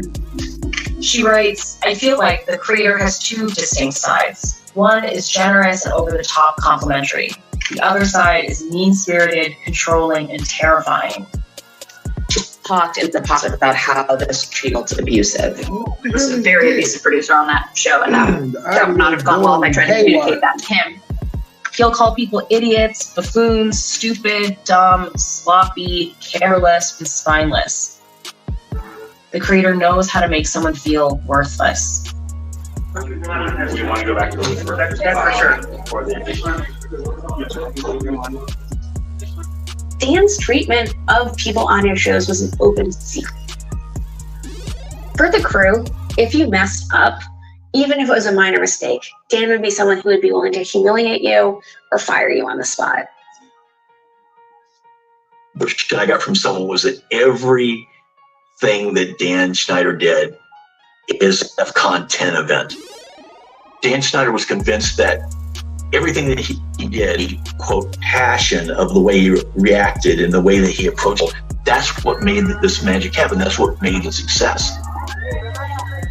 Culturally, we are still doing the torture genius routine. So if a guy's a total piece of he must be so good at his job. There's a lot of abuse that happens. I mean, even talking about it now, my face gets hot. You know, he'd say things like, "You would work at Yogurtland, work for me," and he would just scream. Genetics gets a lot worse on Sam and Cat. And this is happening at the same time. Jeanette's mom dies. She took less than a week break from filming. And her quick return is something that people on set told us that they were disturbed by. The situation got so stressful on the set of Sam and Cat. Nickelodeon launched an internal investigation. I learned that Dan is seen as kind of contributing to this toxic culture that is happening and that is really making this show a difficult place for many people to work. After the investigation, Dan Schneider was no longer allowed to really interact with the cast anymore. Dan has always been such a hands-on showrunner. So for Dan, this is the biggest punishment you can imagine. When you look at the industry as a whole, this never happens. You would be hard-pressed to find another show where they're saying, look, we don't trust the guy running the show to deal with people in a humane way. But they also don't want to get rid of him. He creates hits. There's money to be made. Dan Schneider can get away with it because he's Dan Schneider. And powerful people in the entertainment space will make allowances for anybody who is successful. Until something happens that you cannot ignore.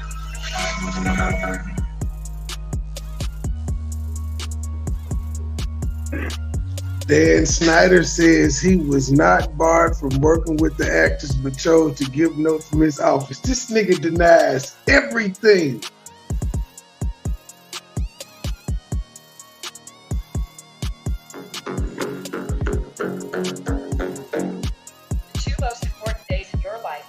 Another commercial? Man. Max, I was rooting for you. And this how you gonna put me back? Then it's always two. You jinxed it. Luckily, this is the last episode. That's how they got me. They hooked me in with episode 3. Like, he gonna watch this whole right back to back. Yeah, because episode 3 goes quick. Like, that's the same 43 minutes. But it feels fast. All of them the same.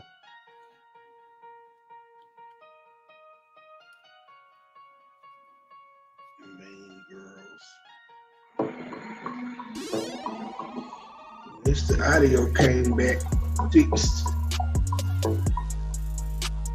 In 2017, 3 years after Dan is banned from working directly with his own actors on the set of Sam and Cat, he's back on set at Nickelodeon with 2 new shows, Henry Danger and Game Shakers. I booked you a massage with the massage club. But around this time, something has shifted culturally around workplace harassment and toxicity. Millions of women across the country using the hashtag #MeToo. MeToo phenomenon. Several allegations of sexual harassment against Harvey Weinstein. This morning, Kevin Spacey under fire. R. Kelly, Bill Cosby. The MeToo movement exploding overnight. The accusations just keep coming. I decided I'd had enough when the Me Too movement made it okay to talk about hostile work environments. I felt like I could finally call up my union and let them know that there had been some stuff going on that it was inappropriate. That he asked for massages from females weekly, if not daily, and this is not right. Something has to be done. The union representative said I wasn't the only one who had shown my shock and displeasure that this was allowed to go on, and that they were looking into it. A lot of rumors were circulating around Dan Schneider, and these really exploded online. In 2017, Nickelodeon launches yet another investigation into Dan Schneider. It's not because they have a smoking gun. It's because the Me Too movement has helped us sort of rethink and reevaluate what we think is appropriate and not appropriate in the workplace. And then my supervisor actually called me and told me that, yeah, Dan wouldn't be coming back.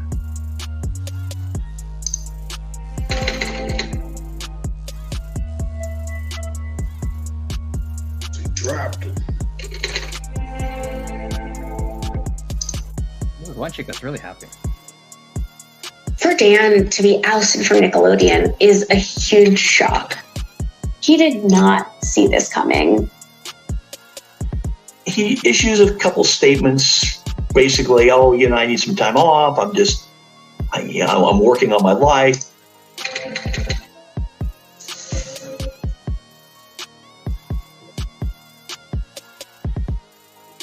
But behind the scenes, Nickelodeon literally changes the locks of this place that he turned into an empire.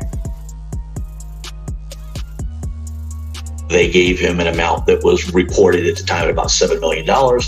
You know, it was just a really quick, really sharp break. This investigation did not find any evidence of inappropriate sexual behavior, inappropriate relationships with children. Jerry, I'm going to push the... But it did find evidence of being abusive to others in the workplace. Dan Schneider stated this is not an accurate description of why he and Nickelodeon parted ways. However, he stated that today I would absolutely do some things differently. I've learned a lot over the years about how to be a better boss. It had nothing to do with the Me Too movement.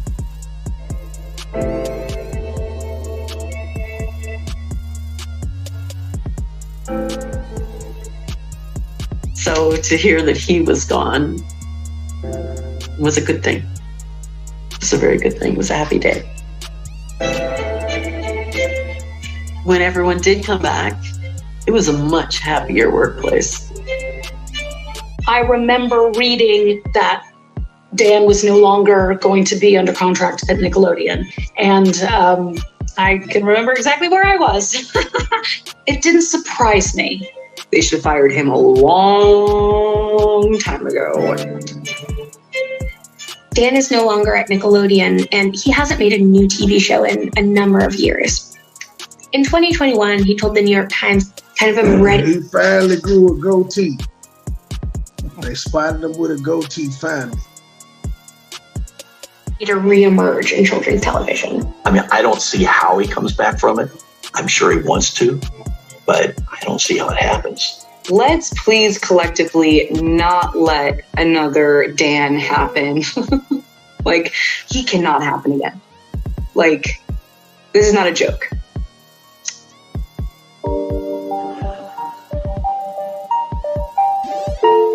A lot of his shows are still on the air and they're still really popular.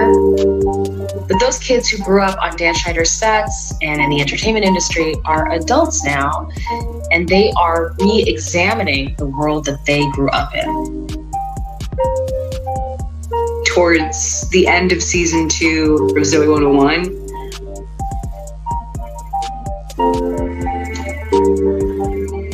I wasn't happy. I actually could not show up to set anymore without crying. A lot of my self-worth was deeply damaged from that set experience. Me as a person was like altered for life. Being let go from the Amanda Show really broke my confidence big time.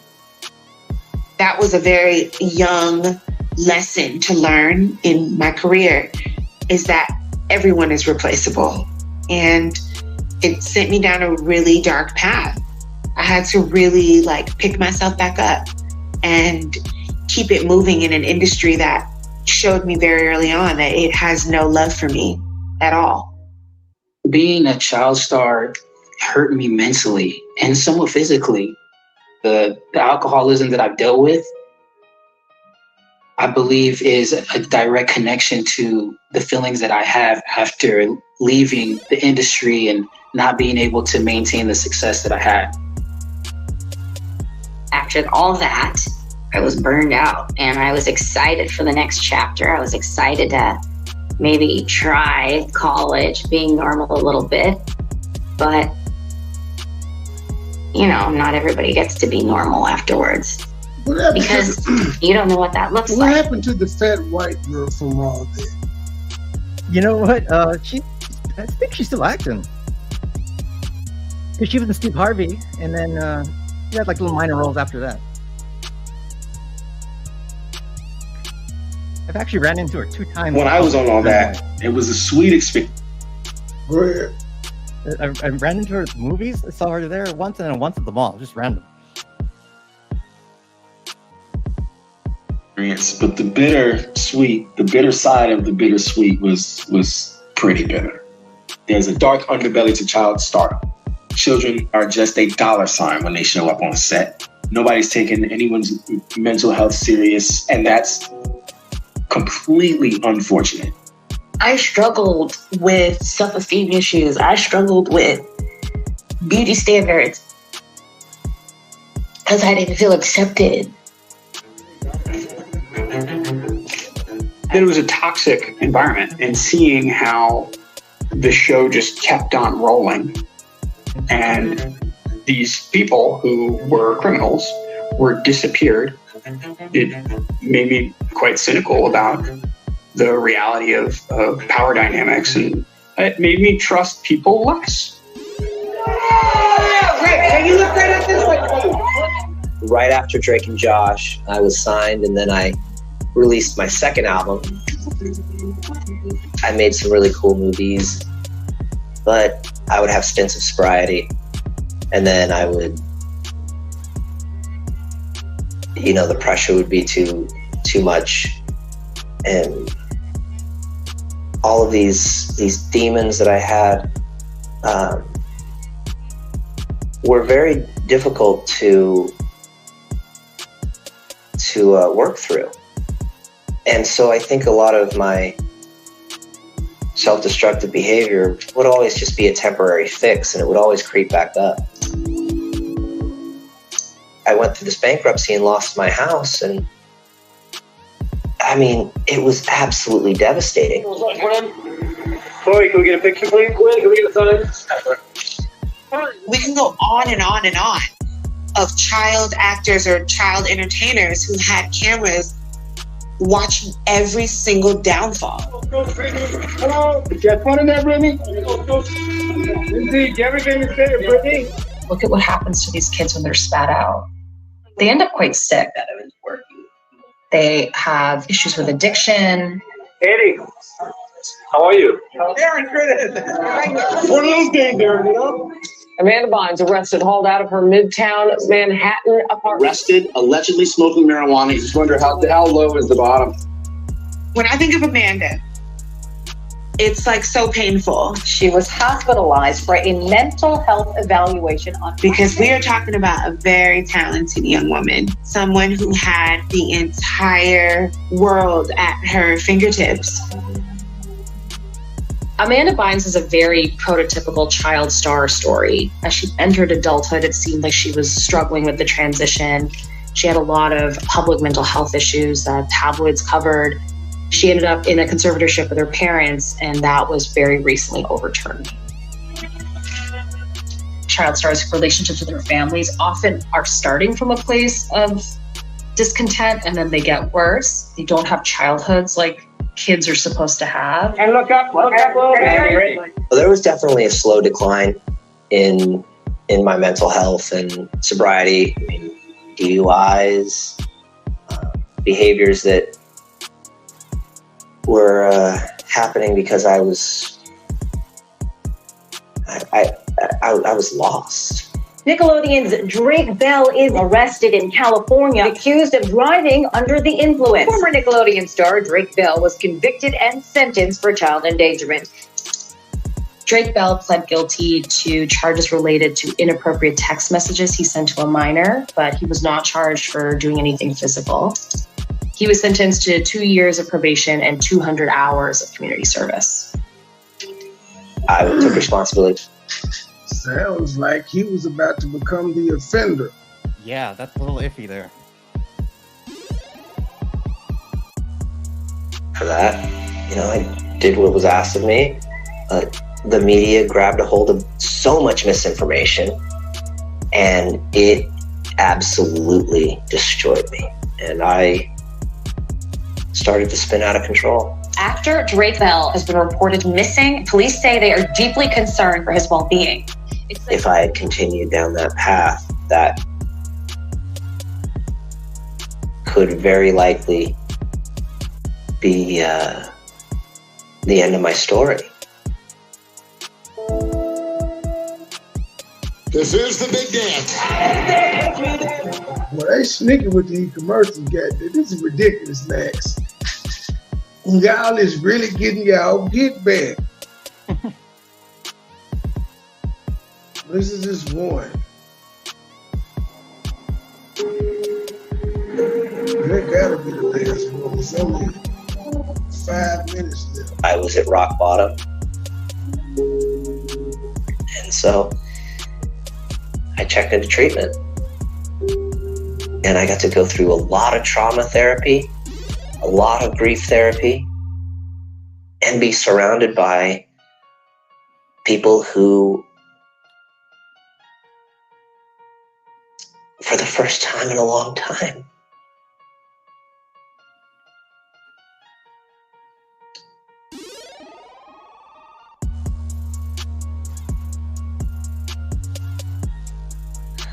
wanted to just see me get better.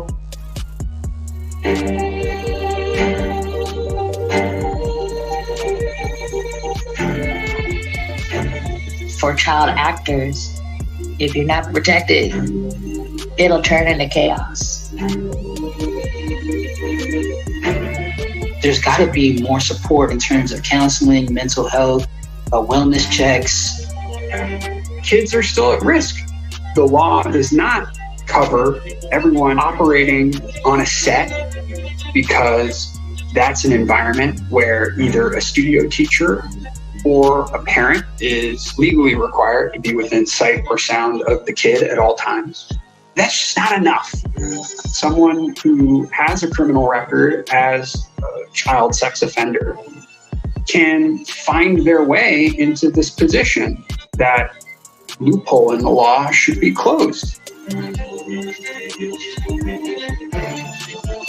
Most people actually financially reward these industries without knowing what's actually happening, behind the scenes. It unfortunately takes the people that witnessed it and experienced it to speak up to really change it. My hope is that with every voice that comes out, something changes. Maybe today's the day. I don't know. When people ask me, am I going to put my kids into acting? I literally have zero thought before my no.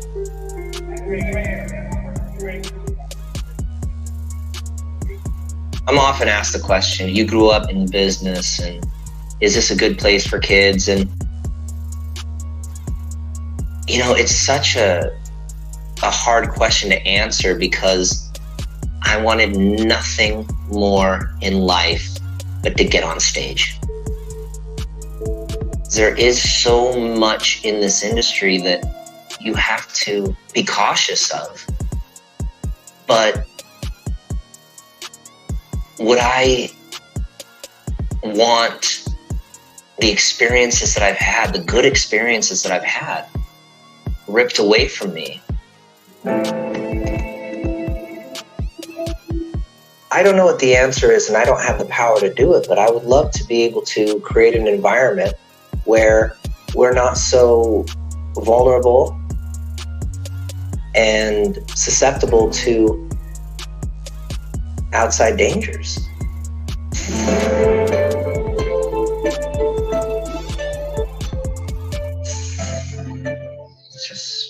It's really hard going back over these old memories.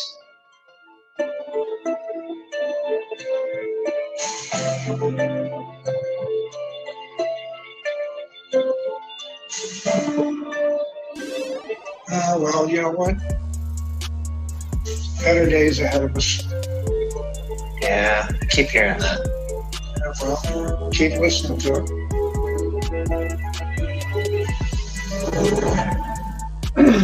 They gonna end it with a Dan Schneider quote. Dan Schneider denies. I don't know. I don't remember. Oh shit! Yeah, of course they do. Dan Schneider says everything that happened on the shows was carefully scrutinized by dozens of involved adults. All stories, dialogues, costumes, and makeup were fully approved by network executives on 2 coasts. A standards and practice group read and ultimately approved every script, and programming executives reviewed and approved all episodes. In addition, every day on every set, there was always parents and caregivers and their friends watching us rehearsing film. Man, see, yeah, that was fucked up. It's just really lax with the parents. And the funny thing is with the main character people, they really talk to them like they're adults and shit. It's a different dynamic. The parents were saying they were told you talking too much. And I'm not even reading the Nickelodeon fucking. Nickelodeon pretty much. Nickelodeon sent their statement to all 100 questions that they were asked. Mm-hmm. Well, that's it. That's just serious. Let's see if I can what I can do with this Dalton review. I gotta do some things. I probably upload it before I pass out. Got anything, sir? Hey, Friday, do you want to do the WrestleMania prediction show and put some bets on shit?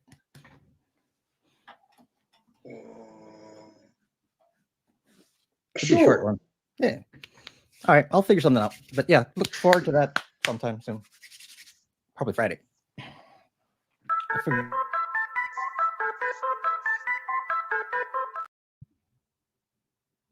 didn't try to. Yeah, I didn't try to do that. It's whatever. But no, I didn't try to do that. You said wrestle. How many? Okay, yeah, we can do prop bets and things of that nature. And maybe do it before your show. Just like quick rundown. Cody's gonna win. I got that one. Blood, sweat, and tears. Belt. Yeah. Mama Rose. Yeah. I don't know. I don't know if it's gonna be The Rock to come in and rock bottom the Reigns, Roman Reigns and stuff, but he gonna win. It's time. I don't know. He might get screwed again, which would be funny. They're going. The baby faces are going to win the tag match. Gotta be clean. We beat them clean last year in the solo game, so it gotta be clean. Gotta be clean. Unless it's that damn Heyman. Oh, by the way, he got a Hall of Fame this year. He's the headliner. Yeah, good for him. He earned it.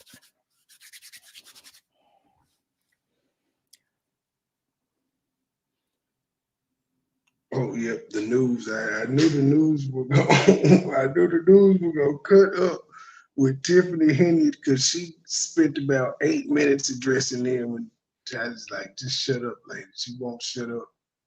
She on the news talking about this a whole village. I was like, ma'am, you're not supposed to talk like that in public. You're the fucking mayor. She don't care. She just doesn't. It's gonna get worse before it gets better. I'm gonna bring it to y'all. Let me get up out of here so I can start editing it. All right, everyone. Peace.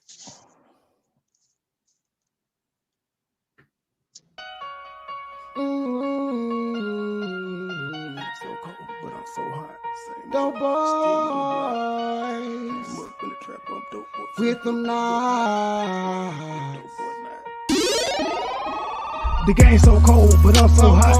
Same old shit, still on the block. Same young nigga came up in the trap. I'm dope boy, fresh with dope boy not. Dope boy, fresh with dope boy not. Dope boy, fresh with dope boy not. Same young nigga came up in the trap. I'm dope boy, fresh with dope boy not. The game so cold, but I'm so hot.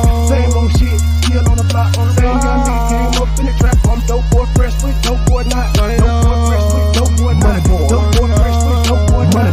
Same young nigga came up in the trap. I'm dope boy, fresh with dope boy not. I'm dope boy, fresh with dope boy not. 1,008 gram, headed straight to the block. Pirates this water while till it's hot. Mix it double up, turn a little to a lot. Right hand on the cell phone, take an order. Left hand 360 motor to a lot. Blue hollow tips, got switches on the Glock. State game, true sippers can't be stopped. Laughing at you haters while I'm thumbing through the paper. Says long live to the bottom, won't you meet me at the top? The nigga ain't shit, yeah, get it a lot. Won't be deterred and I won't be stopped. Shaq D's the number one, I post up on the block. 24/7 cause the hustle don't stop. 31 flavor, take an order like a waiter. I be selling more gas than a local truck stop. 1,200 strong for a pound to the top. Got me shining, I'm a star. Ask about me, I am legend. They gon' tell you who we are. Fuck these niggas, fuck these bitches. Get money, all I know. No love for these bitches. Never saving these hoes. The game so cold, but I'm so hot. Same old shit, still on the block. Same young nigga came up in the trap. I'm dope boy, fresh with dope boy not. Dope boy, fresh with dope boy not. Dope boy, fresh with dope boy not. Same young nigga came up in the trap. I'm dope boy, fresh with dope boy not. The game so cold, but I'm so hot. Same old shit, still on the block. Same young nigga came up in the trap. I'm dope boy, fresh with dope boy not. Dope boy, fresh with dope boy not. Dope boy, fresh with dope boy not. Same young nigga came up in the trap. I'm dope boy, fresh with dope boy not. When I'm thinking about the past, yeah, gon' get some knots, gang, we at the spot. If we ever was short, then it's back to the block, you probably get shot. Every day's a sudden change, we getting money, that's one thing that's never gon' stop. Real dope boys do what it takes, playing high stakes, living to die. Do your time, keep it quiet, no matter who you are, don't get what you got. Stack it up, that's the bond to stay fresh. Oh, they think that you're not. Take a roll with a hoe, they gon' let you go. Somebody's gonna say you ain't hot. Just invest in yourself, don't worry about nobody else. There ain't no handout. If you say the same, put it on the chain. Let them see you ain't tied down. Got a couple rings, did a lot of things. I ain't really gon' talk about it. Give me a trade, get your bitch to go. She gon' show up and show out. So don't ask me what a dope at, cause you already around. The game so cold, but I'm so hot. Same old shit, still on the block. Same young nigga came up in the trap. I'm dope boy, fresh with dope boy not.